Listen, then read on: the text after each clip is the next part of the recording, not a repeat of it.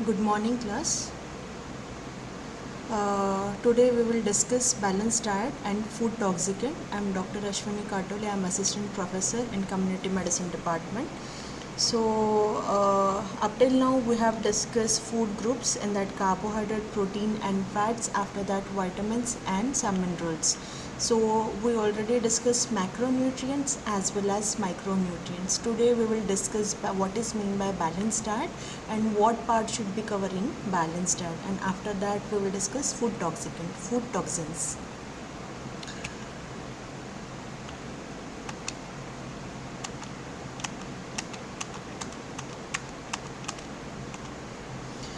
Balanced diet is a group of food which include vitamins, minerals and other food group. Food on which personal or group basically lives, but it should contain variety of food in proper quantity as well as in proper proportion also. If you are taking one type of food or one group of food in large quantity and you are not taking micronutrient, that is not balanced diet. That is just a diet or food you are taking. So if you want to balance your diet and take all kind of nutrition, you have to take it in proper quantity and proper proportion, so that it can fulfill our needs like energy, protein, like essential amino acid, essential fatty acid, carbohydrate, vitamins, minerals. It is very much important to take balanced diet to maintain healthy lifestyle or vitality of human being or any kind of person. It provide a balanced diet gives you that proper proportion, and it serves extra food or extra energy in your body fat or in your body in terms of fat or in terms of protein or in terms of carbohydrate, so that if you are starving or if you are on lean or if you are on fasting, so that it continuously provide energy to your body. And if any kind of deficiency in your food nutrient, that compensation of one type of food group with other type, it can maintain by our body. So it fights against nutritional deficiency of body, and various requirement of fulfillment of various requirement of body it can give. So balanced diet, taking balanced diet rather than taking only diet, balanced diet is very important. Balanced diet contain 15 to 20% of protein, 20 to 30% of fat and 50 to 60% of carbohydrate with natural fibers. Fiber should be present in that, and with other nutrients it's micronutrient like vitamins and minerals in your diet.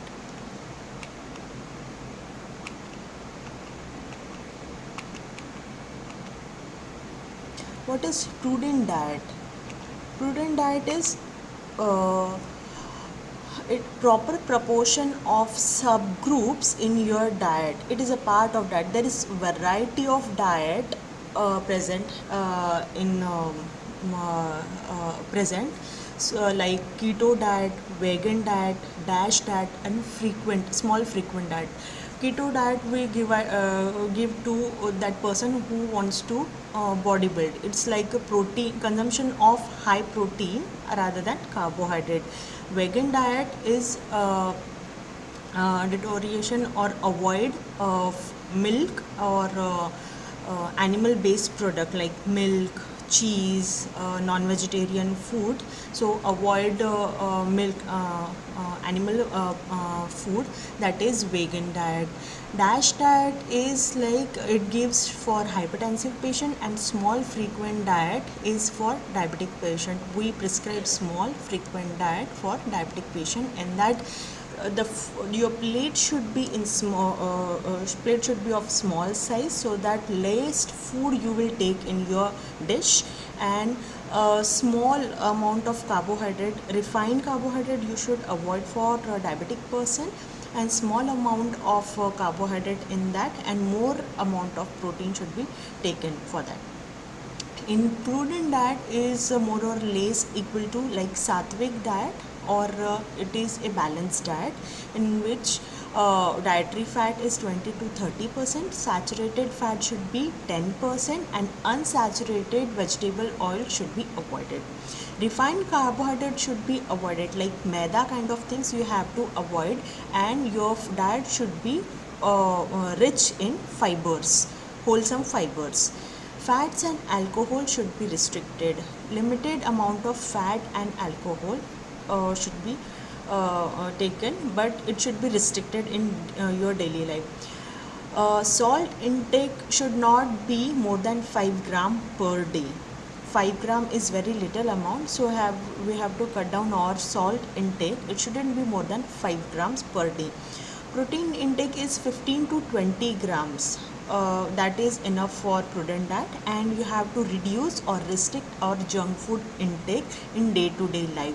That is all about prudent diet. It is more or less like a balanced diet, and if you are taking this kind of diet in your daily life, that will complete your whole requirement. So this is prudent diet. Now coming to this, up till now we have discussed major food groups and balanced diet. Now we will come to foodborne diseases. There are so many diseases which caused due to foods also. It is in the form of infection also, it is in the form of toxins also, it is in the form of chemicals also. So by taking simply food, it is not that we are taking only nutrition. Sometimes with food we are taking toxins also. So we have to know what toxins are present in our food and how we can avoid that foodborne diseases. We will discuss that.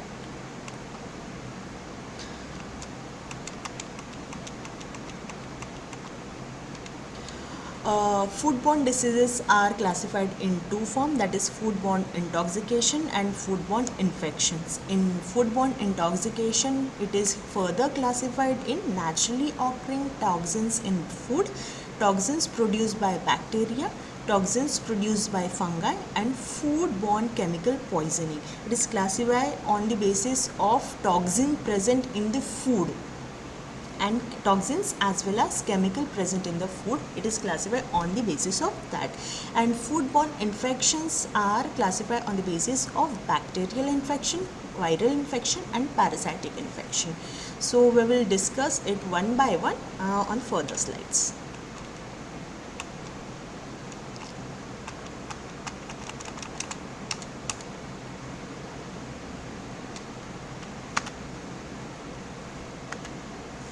So foodborne intoxication. In foodborne intoxication, we will see naturally occurring toxin in the foods. In that we will see latrygism and endemic ascites. These are the main which in that naturally occurring toxins can cause latrygism or endemic ascites. In toxin produced by bacteria which is on the surface of grain or which is inside the grain, it can cause botulism of streptococcus poisons. And toxin produced by fungi, that is aflatoxin, ergotoxin, and fusarious toxin. Now, what are the different type of chemicals should be present in our can be present in our body? We will discuss that. In that, heavy metals, if you are taking seafood, it is mostly present in seafood like mercury, cadmium, and lead. It is mostly present in shellfish or fishes or different canned food. Why most of the heavy toxin, heavy metals, or some toxins present in canned food? Because they want to preserve that food in a can for a longer duration. For that they want some kind of material or chemical or metal so that the food quality, odor, and texture, it can be prevented. So they add more and more metal or chemical in that food. So we should avoid canned foods because most of the time lead, cadmium, and mercury kind of things they use to preserve that kind of food. Mostly they are present in oil, petroleum derivatives, and solvent. If there are some food factories are working besides that, asbestos, oil, petroleum, and solvent chemical factories, so that chemical can mix with food and that can cause metal poisoning or chemical poisoning. Then if you are using more, nowadays farmers are using so much pesticides in the farm, it can cause chemical poisoning also. uh, if DDT, BHC are using more frequently in a higher quantity in the field, it can cause pesticides poisoning also, directly or indirect form. And if migrant chemical from packing materials also, if likewise, if they want to preserve food, or they want to pack food, or they want to transport food from one part to the other part, more and more chemicals they add in the, some people add in that food, and it can cause food intoxication or chemical poisoning also. So we have to be very careful about the canned food, processed food, or packed food. We have to reduce intake of canned food, processed food, or packed food in our daily routine or daily life, and we have to shift to the fresh vegetable, green leafy vegetable, foods, fruits, and grains that can easily available in the market. Now, foodborne infections, in that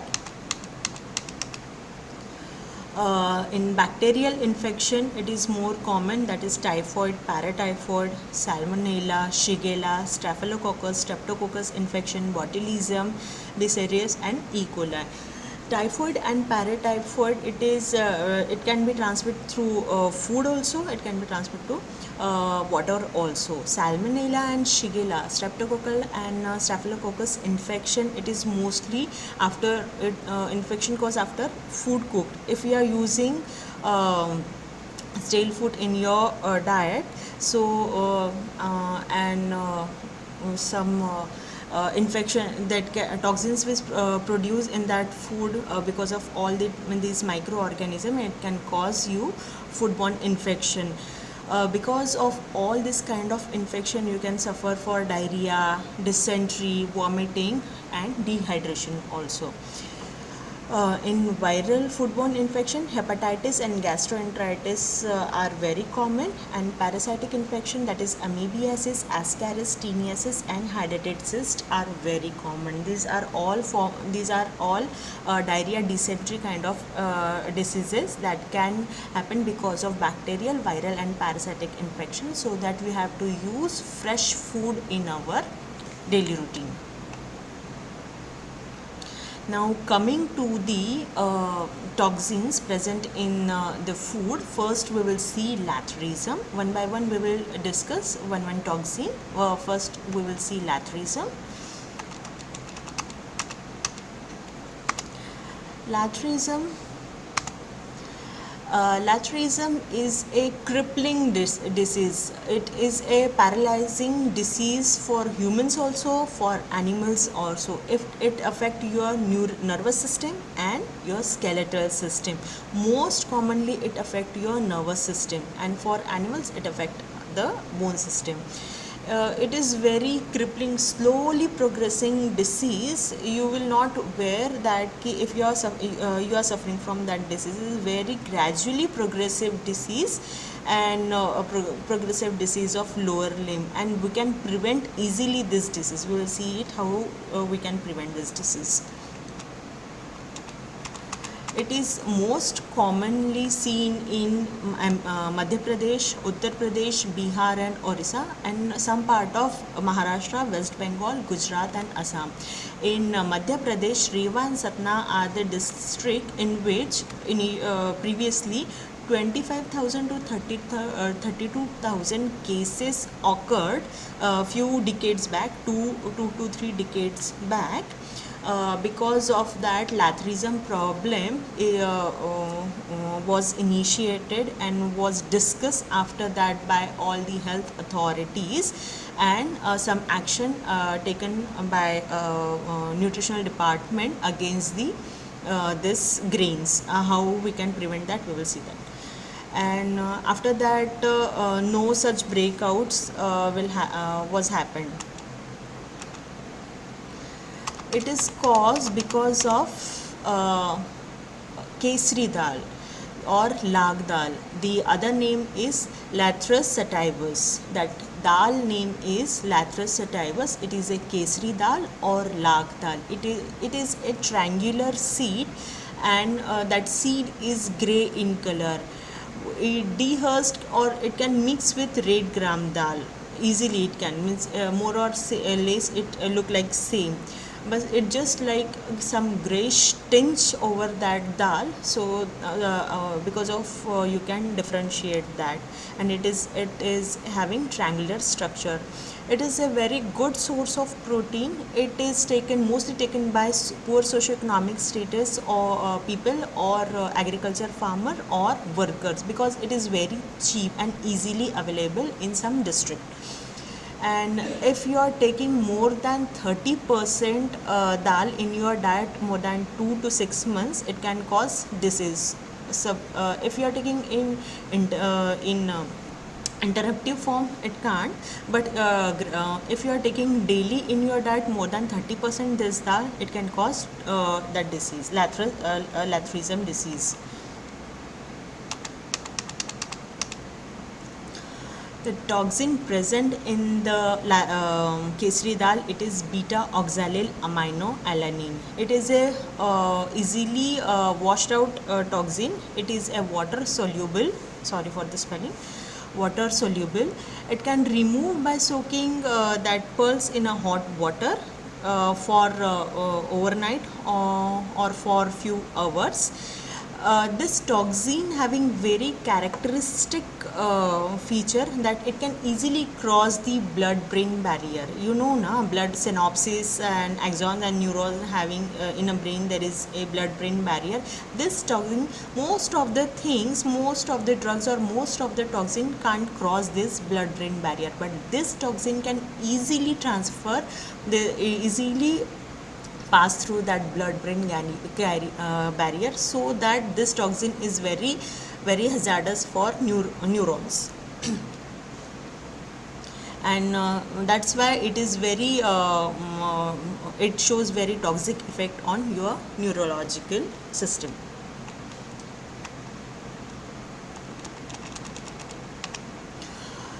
It mostly cause to the young men that in between 15 to 45 years age group, because in that age group only food intake is so much high, and poor people is only using this kind of these people are farmers or low socioeconomic workers, are only taking rice and this dal.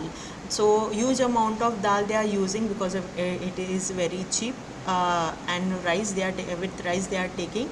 That's why it is mostly found in young men which is working in the field. This disease is having 5 stage, that is latent stage, no stick stage, 1 stick stage, 2 stick stage, and crawler stage. We will see all these stages one by one. In latent stage, you can't feel anything. That person who is suffering from Lathrism, who is in latent stage, he is healthy. Gait, there is nothing, no problem in the gait, and if you are taking withdrawal of pulses in their diet, that complete remission can happen. It is completely reversible stage. So if patient is coming in this stage, which is very unlikely because patient is very healthy, so he never approached to the any health system in this stage, and nobody can pick up this kind of patients in this stage, because the patient appear very healthy, and but it is very much reversible stage, so we can easily reverse this latent stage. In 1 stick stage, it is now that toxin showed their kamal in this stage, that short jerky steps without stick, but patient is not using stick for walking. Short jerky steps, all the muscles, their stiffness of muscles start to occur in the limbs, lower limb especially, and short jerky steps, patient is taking short jerky steps for walking. But in 1 stick stage, now muscles are stiff in the toes and calf muscles especially. So cross gait, and they are walking on the toes. Cross gait happen, they are walking on the toes, and they are using one stick for the walking. In two stick stage, now patient is more dependent on the stick, or because more severe form of stiffness in the leg muscles occur. Excessive bending of knee and cross leg happen because of this toxin, and patient can't walk without stick. Two sticks is required for the walking, or support is required. And gait is very slow and clumsy, so now this stage is irreversible. And in crawler stage, patient is now it is irreversible stage. There is complete atrophy of thigh and leg muscles. The erect posture become impossible. Crawling by putting weight over the hand, it is possible for the patient. You coming with some patient coming with this stage also, but and this is completely irreversible stage. Just physiotherapy we can give to this patient, and that elimination of that Kesari dal from the diet we can do for this patient. So what kind of intervention we can give to reduce the toxin of Kesari dal? We can prescribe or prophylaxis. We can give prophylaxis of vitamin C to all this patient. 500 to 1000 milligram of vitamin C on daily basis or week we can give to that patient. But in two stage or in crawler stage, it is completely irreversible. We can do banning of the crop most of the time. After all these cases in in Madhya Pradesh, in Satna and Rewa, after that legislation came that if feasible, that crop should not cultivate. It is an extreme step, but we have to ban because of this Kesari dal, because of this health problem, lathrism problem. So whole split or floor we can ban that, and we can give health education in endemic area. So banning of the crop is one of the legislation which come after all these cases in Satna and Rewa. And reduction of Kesari dal, 1/4 less than 1/4 or less than 30% in the diet, it is also one of the option, but that is not that much good. How we can remove the toxin from the diet? There are stepping methods in which that Kesari dal, we can soak into the water for more than 2 hours or more than 2 hours in a hot water, especially because this toxin is soluble in water, and that water we can drain off. Then after that, pulse should be washed and clean and then dry, most preferably sun dry, and it is after that we can use for the consumption.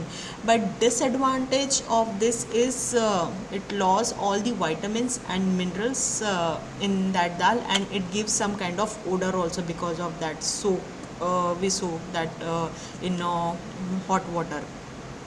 So that is the disadvantage, but it is very useful method. We can do parboiling also. It improves the method of parboiling. It is also same kind of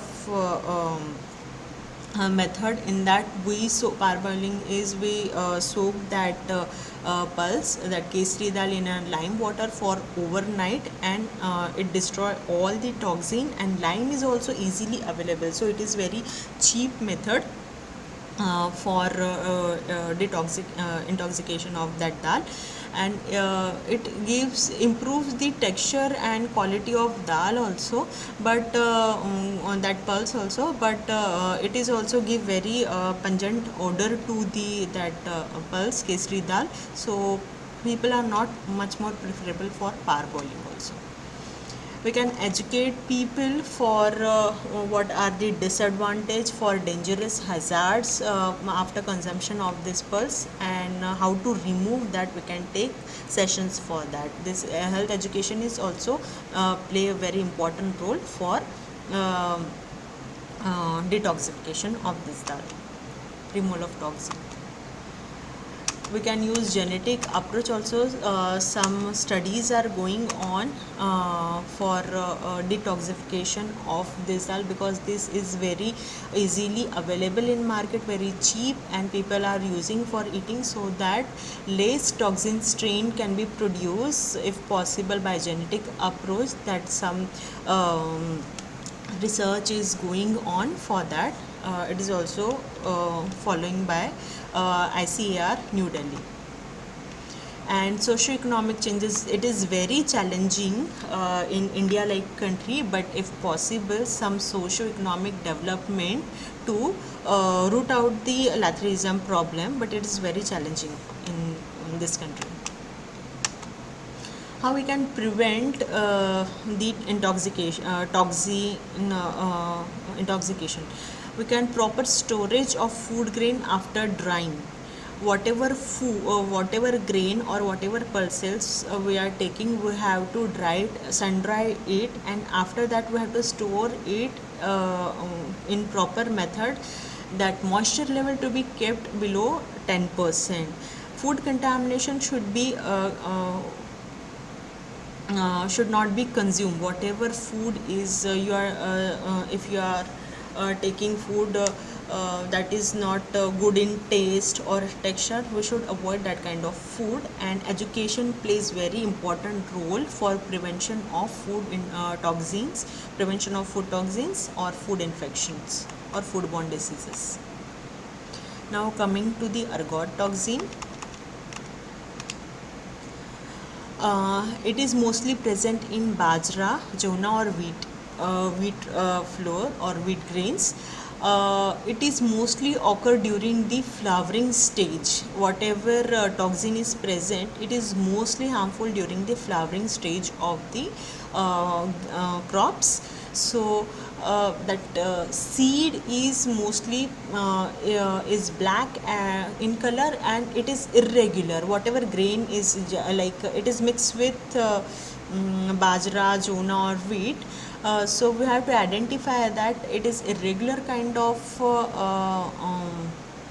grain and black color in grain, mostly present in bajra, jowna and wheat.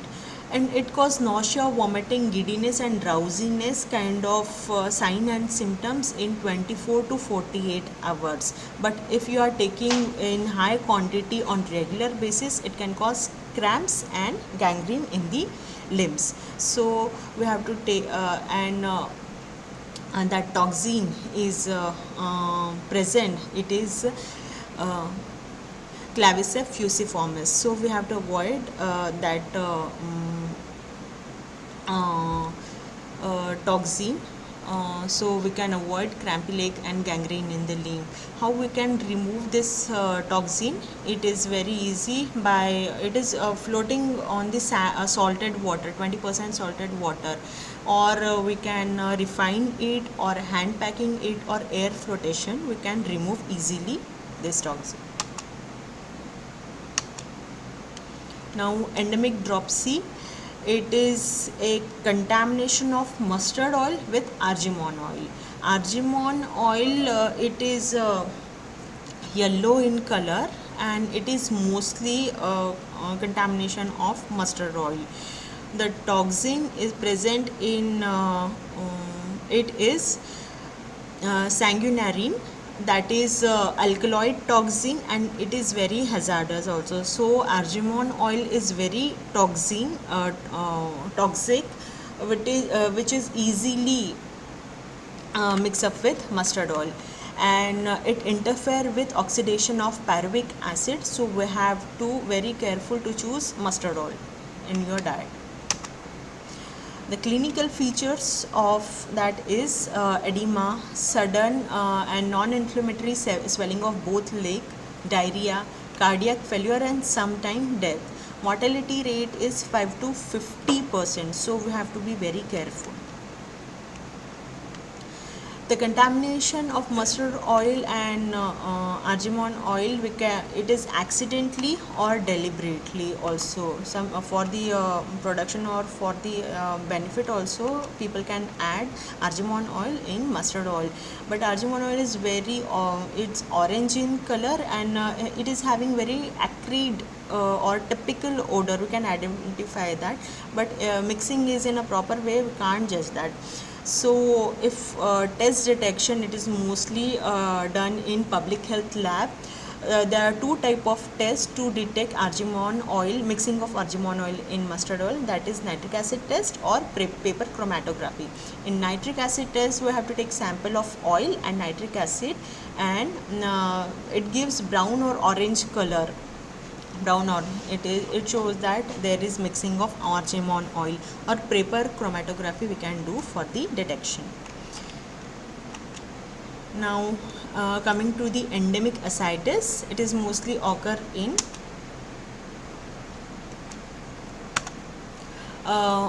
tribal population of Madhya Pradesh. It is due to consumption of millet like gondli.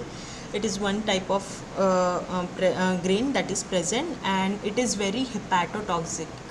So intake of millet, that kind of millet can cause hepatotoxin. The toxin present in this is fusarium toxin, where mostly it infests jowar or rice. That fungi, it is one kind of fungi which produce this fusarium toxin during infesting of jowar and rice. So this is all type of toxin which is public health problem, in some kind of public health problem in India. We discussed that in our lab we have this different kind of grains, so we can see that all different kind of grains also, and we can differentiate that what mixing and of all this grain with normal seeds or normal grains also. So that's all for toxins. In next class we will discuss some other topic. Thank you.